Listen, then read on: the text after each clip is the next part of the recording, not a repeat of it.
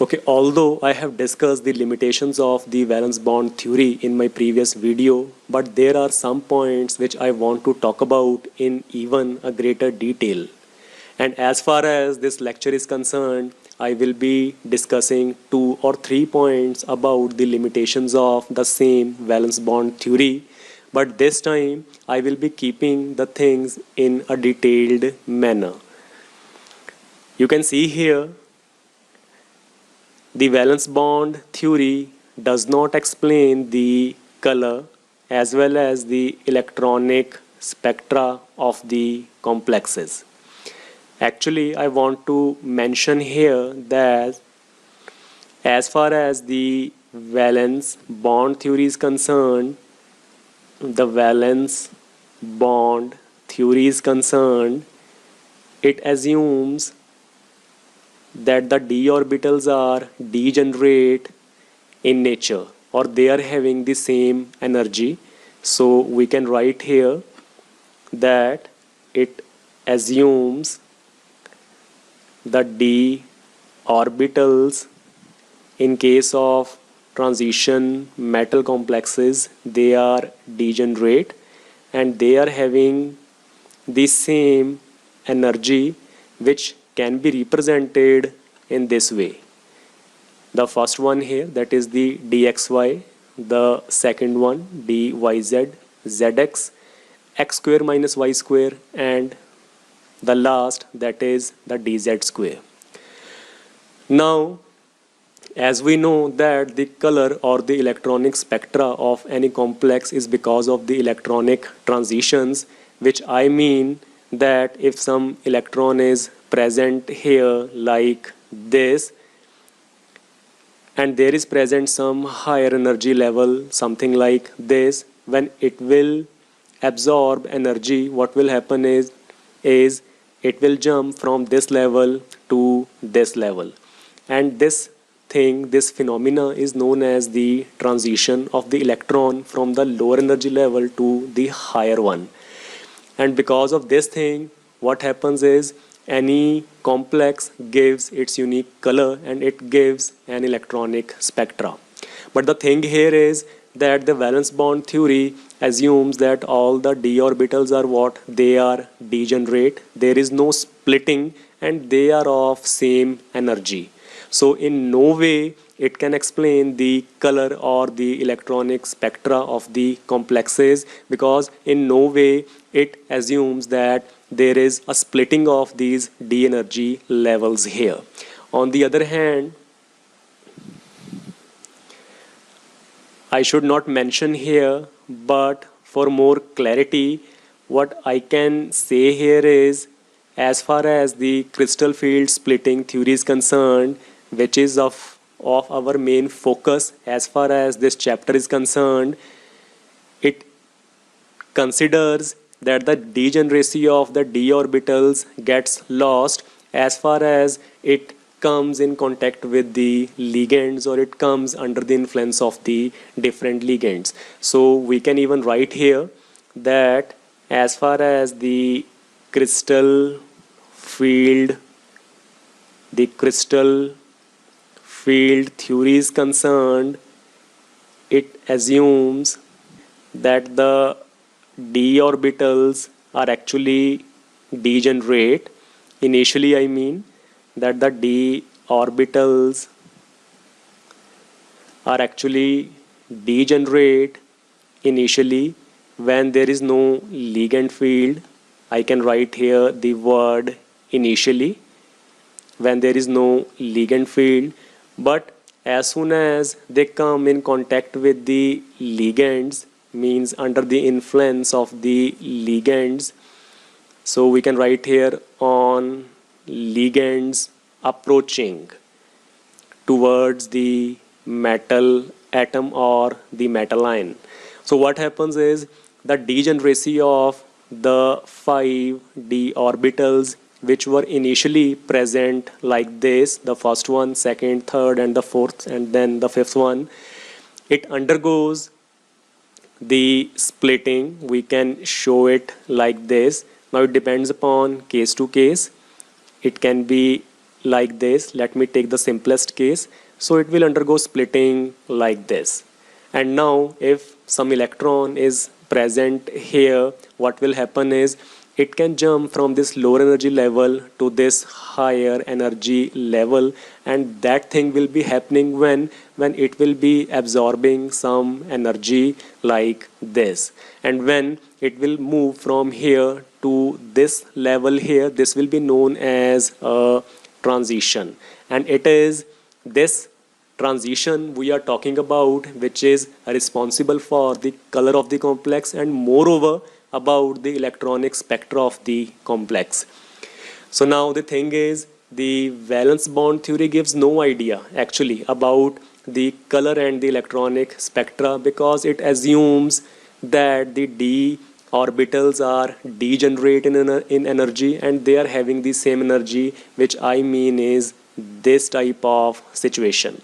On the other hand, just for the comparison purpose in between the valence bond theory and the crystal field theory, I have drawn this thing indicating clearly that under the influence of the ligands, the different d orbitals here which were initially degenerate, they undergo splitting like this, and thereby allowing transitions from here to here, giving the complexes as their color as well as their electronic spectra.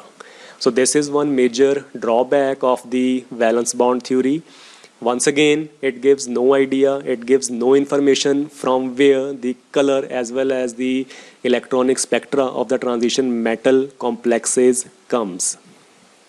Okay, now the second major drawback or the limitation of the valence bond theory is, you can see on your screen that it fails to explain why some metal complexes in a particular oxidation state, they are low spin or the inner orbital complexes, while others of the same metal ion in the same oxidation state are high spin or the outer orbital type of complexes.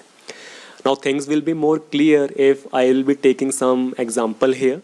So let me take the case of the cobalt here, the cobalt ammonia complex. So let me assume the ligands here are 6 ammonia molecules and the overall charge here is 3 plus. On the other hand, I will be taking a second molecule here just for the comparison purpose in order to explain this drawback of the valence bond theory. So let me draw a line here first of all. So this second complex which I can take, of course, of cobalt, because we are dealing with what? The same metal ion and moreover the same oxidation state here, and only then a comparison is possible, don't you think? So let me take another complex here of cobalt, but this time I will be taking the fluoride ions 6 in number, and let us say the overall charge here is 3 negative. So we know that the cobalt is having atomic number 27, thereby giving electronic configuration of 3d, 4s, 2 and 7 here like this. Okay, and in the same way the cobalt fluoride 6 3 negative complex, once again the cobalt here, the same metal atom or the ion with 27 atomic number, will be having the electronic configuration 3d, 7 and 4s2. Now let us quickly calculate the oxidation state of cobalt in both these complexes. It will come out to be same because our point is the same metal ion with the same oxidation state, but still I'll be explaining here how we can do that. So I can write now here the cobalt, let us take it as X here, plus 6 ammonia molecules are there which is having 0 state, and this is having equal to plus 3 because of this. And now it will be what? X will be plus 3 here. This means the cobalt is present in this complex with a plus 3 of oxidation state. In the same way, what is going to happen here? The cobalt, let me take X for cobalt, plus 6 fluorine atoms, sorry, 6 fluoride ions with oxidation state of -1, and the total is what here? It is this -3.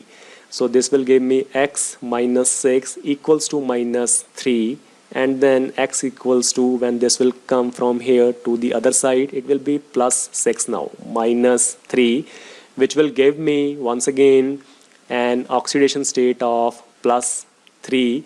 So this means now we have two complexes here, both are of cobalt, and in both the cases the oxidation state is +3. The only difference is what? That in one case we are having 6 ammonia as the ligands, and in this second case we are having 6 fluoride ions as our ligands. Okay, and now we just want to explain here that how the valence bond theory fails to explain that why out of these two complexes, some are out of these two complexes, one is low spin or the inner orbital, and the second one is the high spin or the outer orbital complex. Okay, so how we can do that? We can say that keeping in mind this electronic configuration, now I can write here that my cobalt having 27 atomic number, but now because it is present in the form of a complex, and that too with a +3 of oxidation state, 2 will go from here because it is +3, means three electrons are going out from here, so 2 will go from here and 1 from here, giving us a 3d6 electronic configuration. In the same way here I can write the cobalt in the +3 oxidation state will be what? It will be 3d6 here. And now let me quickly draw the configuration here, and which I can do it like this. The 3d orbital, first of all, means it is first orbital, second, third, fourth and fifth. Let us say it is my 3d, and then lies next, it is the 4s here, then comes the 4p, and finally we will also be having an empty d orbitals here, that will be 4d. Okay, so now this is having what? The 3d is having 6 electrons. I can quickly fill it as 1, 2, 3, 4, 5 and 6, 1 here. Okay, in the same way, even in this case the 3d6 configuration can be drawn in the same way like this. The 4s here, and once again the 4p, and then the 4d here. So let me write here 3d, 4s, 4p and the 4d here, and it is also having 6 electrons, 1, 2, 3, 4, 5 and 6 here. Okay, so now if you remember what is the main assumption of the valence bond theory, it says that if we are having some metal, atom and it is having the empty hybridized d orbitals, and there is present a ligand which is having its filled orbitals like this, what happens is the ligand will be going to donate the 2 electrons towards the empty hybridized orbitals of this metal ion or the atom, resulting in the formation of what? A pure covalent bond that is coordinate in nature.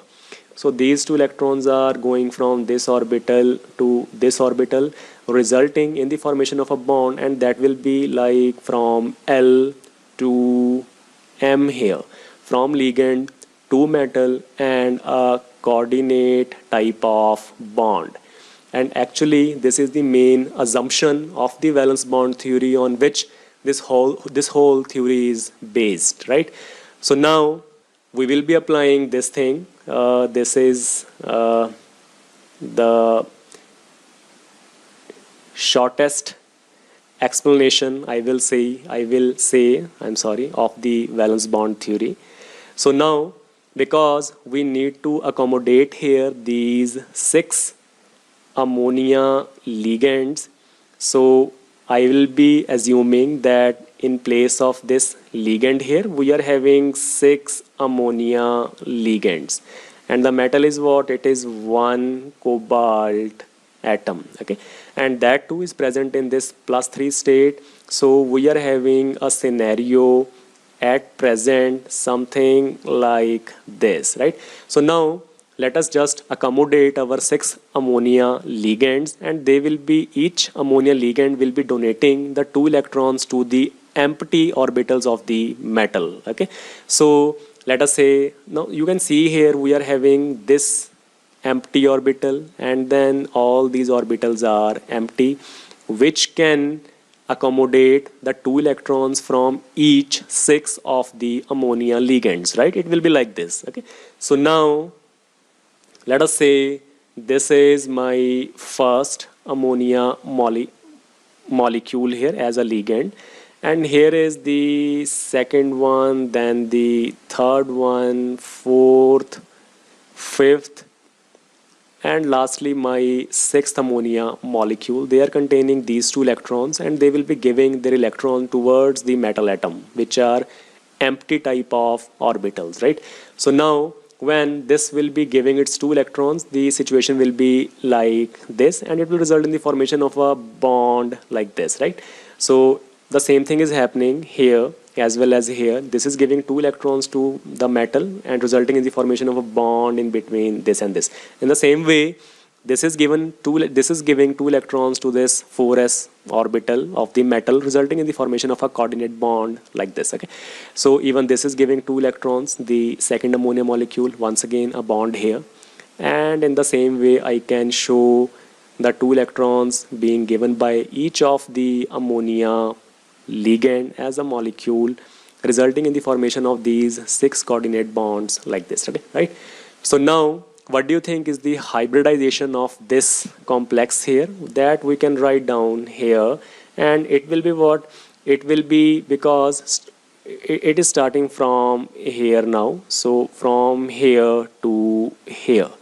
So now we can say one S is there, so it will be S, it will be S like this, then 3p, so it will be 3p, and there are 1 and 2 which are involved in this bonding. There are 2 d orbitals, so I can write here 2 and d here.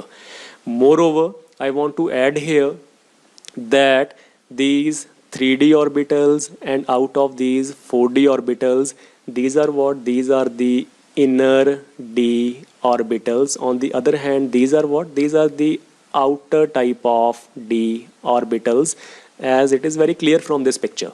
These are the inner ones and these are the outer d orbitals. Okay, so now we can say that it is having, okay, sp3d2 type of hybridization, so it will be an octahedral type of geometry. And moreover, what type of complex will be this? It will be an outer, because it is using these outer d orbitals for the formation of bonds with the ammonia.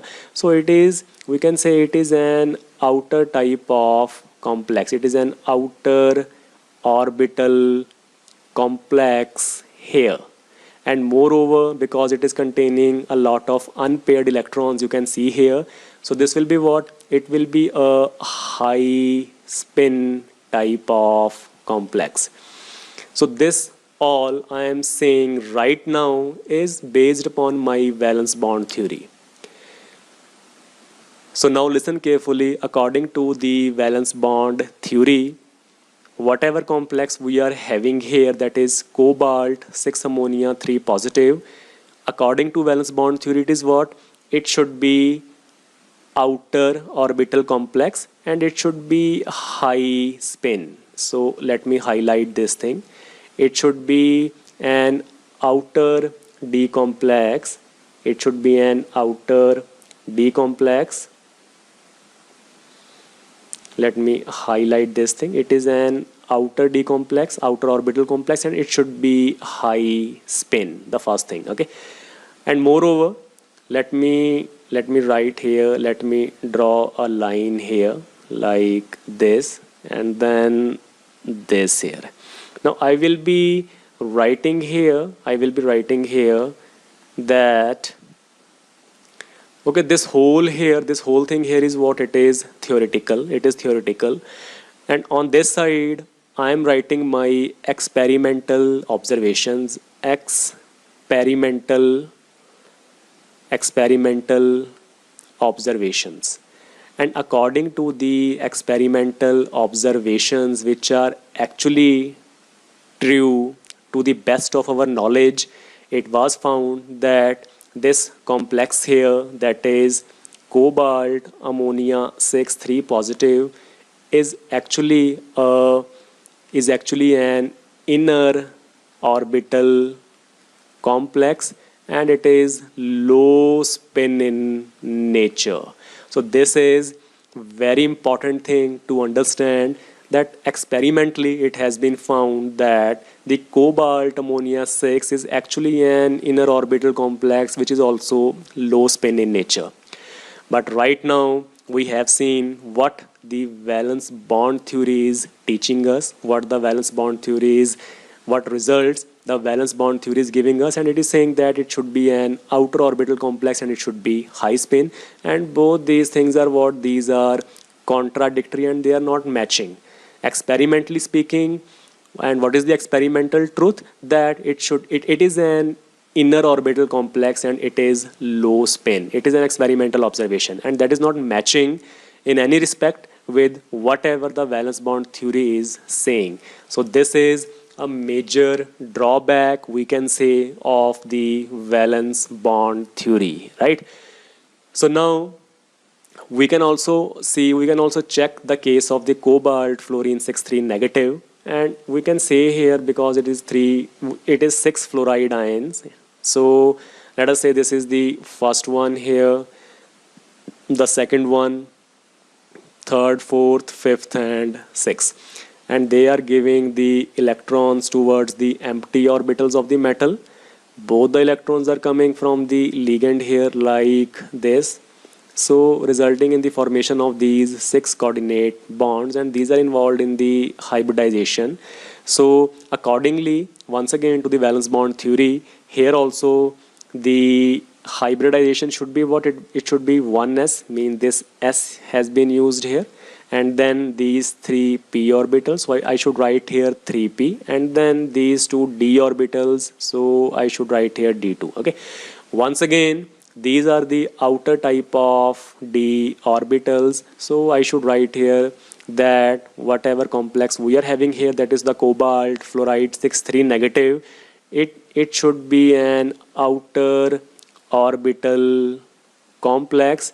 And moreover, because it contains the unpaired electrons, you can see here a lot of unpaired electrons, so it should be also a high spin type of complex. It should also be a high spin type of complex, right?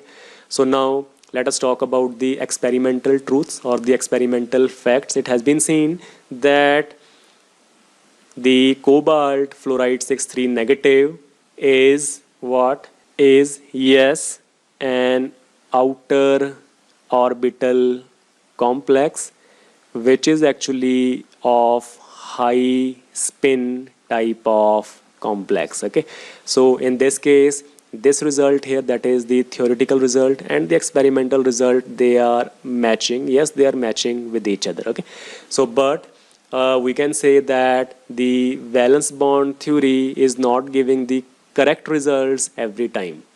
In our former complex, the results are contradictory. They are not matching with the experimental facts. But in the second case, yes, they are matching. Okay, fine.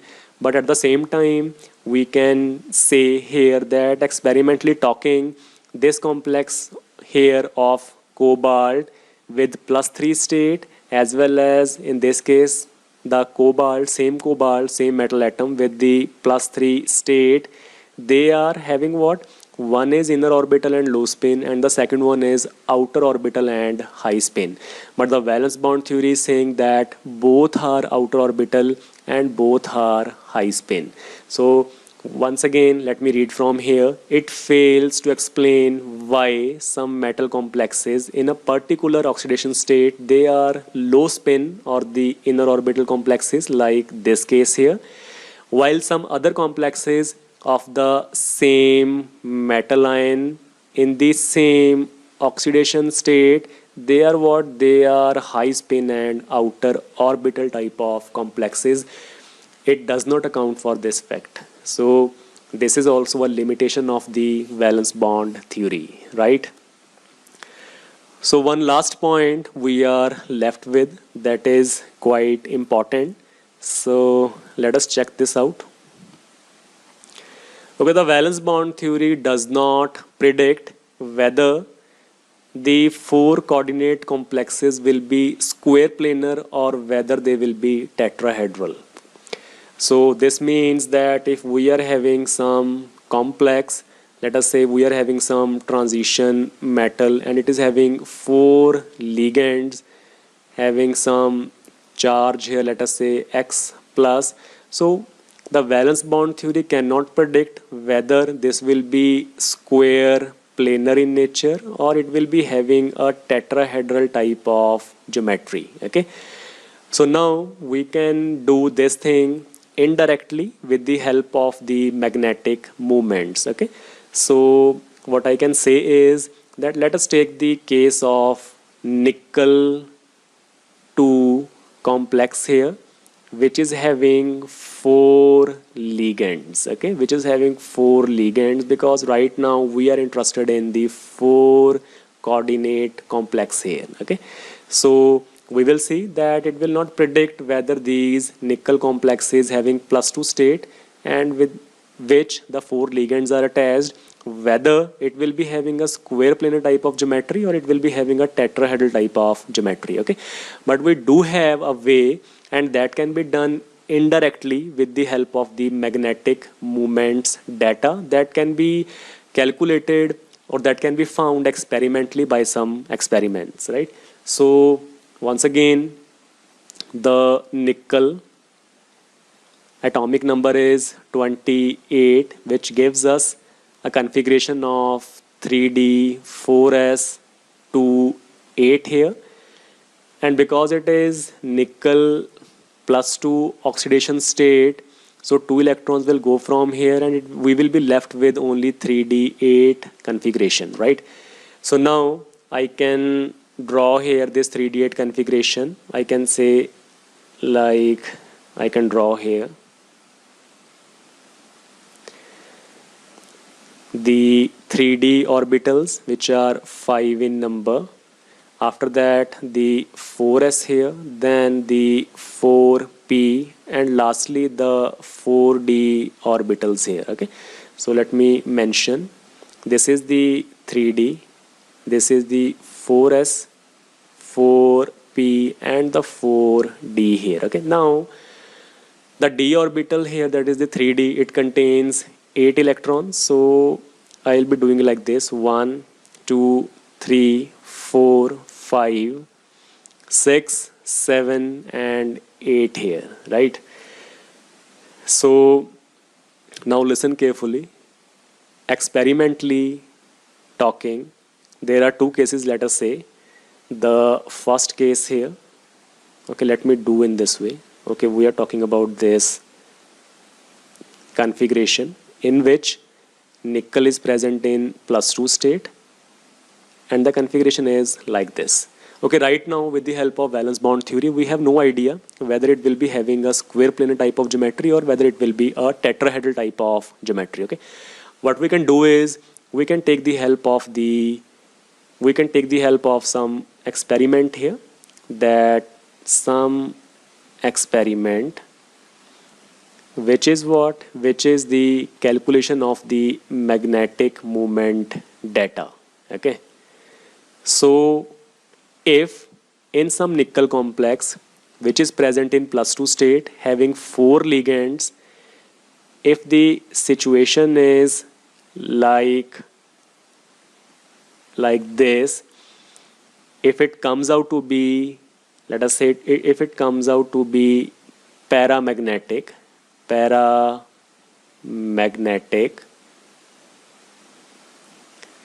Now what happens is, obviously the configuration in that case will be like this.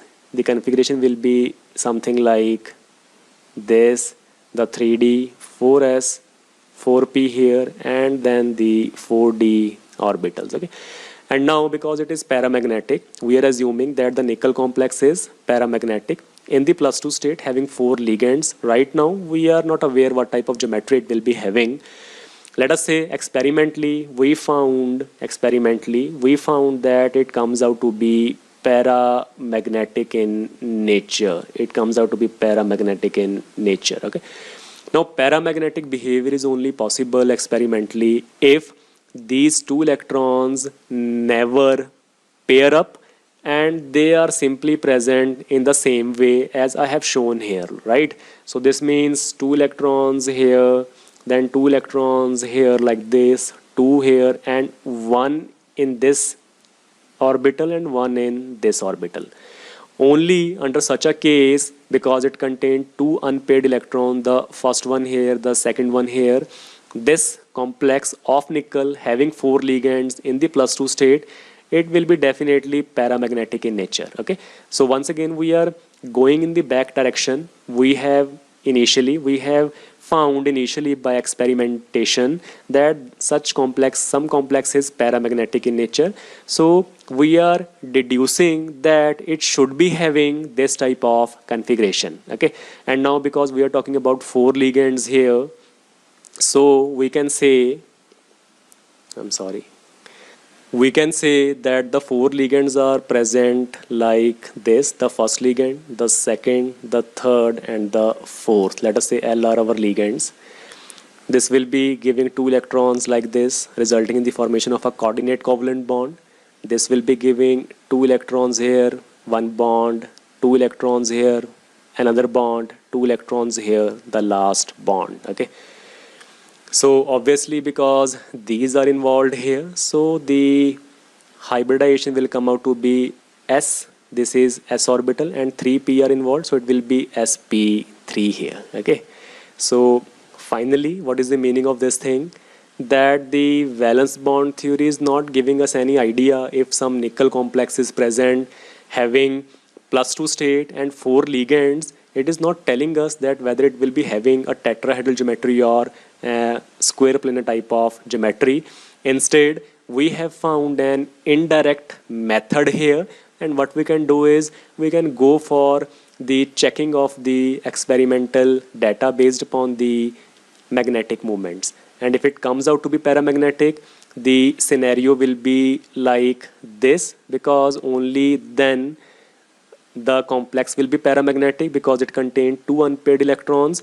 So the bonding will be involving by these 4 ligands, 1s and these 3p, because the ligand cannot bond here. Okay, this ligand cannot bond here because the orbital needs to be empty, and it is not having any empty orbital right now. It has to be paramagnetic, right?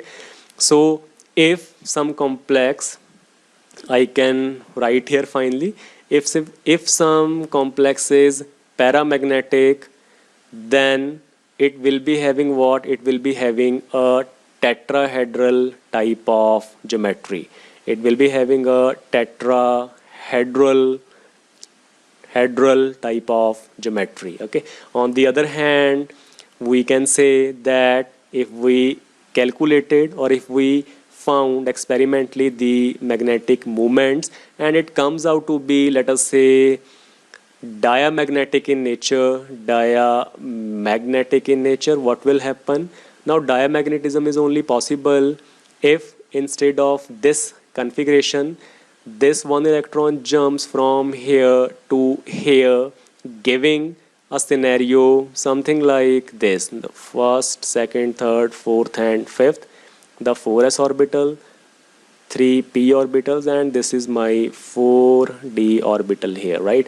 So now I can say because it is diamagnetic, so obviously this thing should be happening inside this complex, because diamagnetism is only possible if there is present no unpaired electron. So this means in that case the electrons are present two here, two here, two here, and these two will pair up, resulting in the formation of a scenario or a situation something like this. Okay, so now how the ligands will be accommodated here. First ligand will now come here, giving two electrons here, resulting in the formation of a bond. The second will come here, giving two electrons, resulting in the formation of a bond. Then the third one and the fourth one, both giving two electrons each, resulting in the formation of coordinate bonds. And now because these orbitals are involved in hybridization, so it will be what? These are the d orbitals. So one d is involved here, one s and two p are involved. So this means if our nickel complex having +2 state and 4 ligands is coming out to be diamagnetic, experimentally I'm talking, so it will be having what? It will be having a square planar type of geometry. It will be having, let me write here now, a square planar type of geometry, right? So valence bond theory gives us no idea about the geometry. If we are having, or if we are dealing with some 4 coordinate complex, what we need to do is we need to check out experimentally the magnetic properties. If it is paramagnetic, the geometry will be tetrahedral, and if it is diamagnetic, geometry will be square planar. So these are the 3 important and major drawbacks of the valence bond theory, which we have just discussed in great details, now we can say. Okay, so I think this is sufficient for this lecture. So thank you so much.